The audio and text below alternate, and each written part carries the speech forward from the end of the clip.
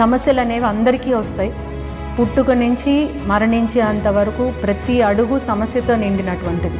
ఆ సమస్యని ఎంత ధైర్యంగా ఎదుర్కొంటున్నాము, ఎంత నమ్మకంగా ఎదుర్కొంటున్నాము, ఎంత కరేజియస్గా ఎదుర్కొంటున్నాం అనేదే మన సత్తా. ఎన్ని ప్రాబ్లమ్స్ వచ్చినా, ఎంత కష్టం వచ్చినా, అది శారీరకంగా కానీ మానసికంగా కానీ ఏదైనా సరే, చిరునవ్వు అనేది ఒక పెద్ద ఆయుధం అండి.